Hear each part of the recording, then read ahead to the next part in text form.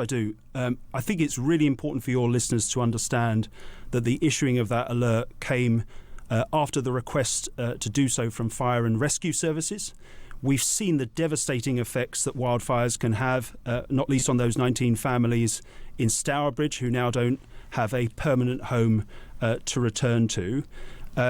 We think the emergency alert obviously has to be used to alert people when there's a danger to life and property. It's got to be used sparingly. But this is a really serious problem. And I think if that alert stopped even one fire, one loss of property or risk to life, I think it was worth it. But of course, we'll use it sparingly. Because it's 7:03. Now, if you live near a station, you could see more houses built near you soon. The government's going to fast track approvals for thousands of new homes to be built around train stations and other transport hubs. Who's going to build all these new homes? The UK's biggest house builders seeing profits falling, and the market for builders is described as dismal. Joining us now from Westminster is the Minister of State for Housing and Planning, Matthew Pennycook. Good morning. Good morning. Shall we start with that warning, actually? Profits falling by quite some significant margin. The front page of the Financial Times today says profits at the UK's largest house builders are projected to fall by 12% this year. This is a serious problem for your plan to build 1.5 million new homes by the end of this Parliament. Well, we stand by that ambition that was in our manifesto. It's really important that we do so. I think any smaller target would not be commensurate with the scale of the housing crisis that is facing England. But there is no doubt that house builders across the country are finding things extremely challenging. The downturn that we inherited on coming into office and that we have pulled every lever to pull ourselves out of has been made worse by the conflict in Iran. And as a result, largely of that conflict, but not entirely, we're seeing dampening demand. People are buying less homes. First-time buyer numbers are drying up, and materials costs in particular for developers are going up. So it is a really difficult time for house builders across the country. And you've got a shortage of builders, electricians, painters, decorators, constructions, building trades supervisors. That's on the government's skills shortage list online. You've reiterated that target. Are you confident you're going to meet it? We stick by that target. As I said, that ambition is really important. Is it ambition or a commitment? It's a commitment. It remains a commitment. It was in our manifesto, but I've been very clear with your listeners. It is a really, really challenging time for the housing industry at present. Viability pressures are acute in lots of parts of the country. That's why we're pulling every lever and why we're publishing today a new national planning policy framework. This marks the culmination of a sustained effort over 2 years to ensure we've got a planning system that meets housing need in full and that unleashes economic growth and that will support developers through a faster, clearer, rules-based system that they can navigate. You say this is about sort of helping families live closer to work, school, transport. How do you ensure that mandating high-density developments around suburban stations isn't going to overwhelm local GPs, schools, water supplies, dare I say? Well, we've got to absolutely ensure that when development comes forward, the appropriate infrastructure and amenities come with it. The framework's very clear on the responsibility of local authorities through local plans to plan for that infrastructure provision. But we think it is right to include in the framework, as we have, policies that encourage suburban and urban densification and support development where it's suitable around rail stations, around tram stations, to ensure that we're maximising sustainable development. These are the most sustainable locations in the country for house building, existing transport hubs. And what we're saying through the new framework is where suitable proposals come forward, and they will have to be judged by local authorities. We're not talking about auto permission here. There's still a role for community oversight, but there should be serious weight given to those proposals. And in essence, the default response should be a yes to those proposals that come forward, because they are in those locations which will support growth, jobs and our economy. We should talk about pressure on our water supply. We know ministers are currently considering a drought order requested by Southern Water that would allow them to impose what's called, it's a bit jargony, so bear with me, a non-essential use ban. That would impact people who run car washes, window washers, gyms, swimming pools, potentially stopping football pitches being watered. Should that ban be granted? Well, I think there's a couple of things to say on that point. Firstly, as you'd expect, as a responsible government, we're considering a range of scenarios. The National Drought Group has chaired by the Environment Secretary, looking at the pressures that are arising across the country. We expect in the first instance water companies to deliver on their water management plans. That includes fixing leaks where that can help improve supply. Any requests to restrict water would have to come to the government, would have to be a decision taken by the Environment Secretary, and I won't get ahead of any possible decisions that she might make. Well, how would you decide which businesses should or should not get a ban?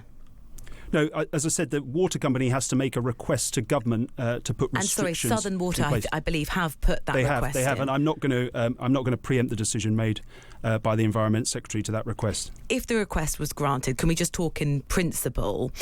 Will there be financial compensation for businesses that were then unable to operate? I really don't want to speculate about decisions that the Environment Secretary might take in response to specific requests from specific water companies. It's less about speculation, it's more about the principle in general. You know, if we end up in a situation where the water shortage is so severe that some businesses can't run, presumably you would say you're not going to be out of pocket because of the weather and then government decisions that have been made over things like lack of water in reservoirs. Well, there's an established procedure for when restrictions are put in place. What I would say on water scarcity and the lack of infrastructure, particularly on wastewater capacity, this is a constraint for house building across the country, an emerging challenge that we are dealing with. That's why we are strengthening the oversight and the regulation of the water industry, but more importantly, why we're investing in new reservoirs. I think it's shocking. It's one of the things that most struck me when I first became a minister, that this country has not built a reservoir, a major reservoir, since 1992. This government has 9 reservoirs now in development, 2 major reservoirs, the Fens in East Anglia and the Lincolnshire Reservoir are in the planning process as we speak. Yeah, what we're talking about is we've got to make progress on infrastructure to ensure that we don't have these requests coming in the future. It's about the contingency planning between now and when the next newly approved reservoir is actually operational, and we know that is not for several years. I mean, Southern Water, the company in question, they lost 91 million litres a day last year through leakage. Is it fair that business owners could be hit and homeowners where Southern Water is not? Well, that's precisely why I said that in the first instance we'd expect water companies to deliver on their water management plans. And would there be financial sanctions if they don't? I'm not going to speculate on individual requests that come in from water companies and what decision and what conditions attached to that decision the Environment Secretary might make. I'm really sorry. Businesses are looking at these notices and wondering, well, am I going to have to, shut up shop in the next couple of weeks? No, and indeed, at the point a decision is made, either way, full details will be released to those businesses to give them the certainty they need. We all got a warning on our phones in England and Wales to tell people not to use disposable barbecues or light fireworks. This is all part of sort of the same story of drought and the ongoing weather conditions. On reflection, do you think issuing that emergency alert was an appropriate use of the government service? Yes, I do. I think it's really important for your listeners to understand that the issuing of that alert came after the request to do so from fire and rescue services. We've seen the devastating effects that wildfires can have, not least on those 19 families in Stourbridge who now don't have a permanent home to return to. We think the emergency alert obviously has to be used to alert people when there's a danger to life and property. It's got to be used sparingly. But this is a really serious problem. And I think if that alert stopped even one fire, one loss of property or risk to life, I think it was worth it. But of course, we'll use it sparingly. Could it have been more targeted, maybe 2 areas, for example, where there were wildfires? No, I think by the very nature of it, it's a general alert warning people to be careful about starting open fires, to be careful about disposing cigarettes. The country is in drought. Wildfires are raging. There's 12 current wildfires being responded to across the country. Incidents can happen in a variety of locations. I don't think we could have preemptively foreseen where areas are most at risk and targeted the alert. It's a general alert. It's a general emergency alert system. I think it was an appropriate use of that system. But as I say, of course, we'll use it sparingly to respond to those instances where life and property are at risk. The final thing, the Times is reporting today that half of all disability benefit claimants would swap. They'd sacrifice £1,000 a year in exchange for services like having therapy or healthy meals provided. Do you imagine that some payments could be replaced instead for other forms of support? I think I'm going to talk in general terms here, purely because we established the TIMS review to look into how we can make disability support fit for the future. That review has issued an interim report. It made very clear, which is why the findings of this report don't surprise me, that personal independent payments are a benefit that's appreciated, but they're not fit for purpose. But I don't want to preempt the final report that's to be released this autumn, which will make recommendations about how we can ensure we've got a system that's fit for the future. Okay, thank you for your time. That is the Minister of State for Housing and Planning, Matthew Pennycook.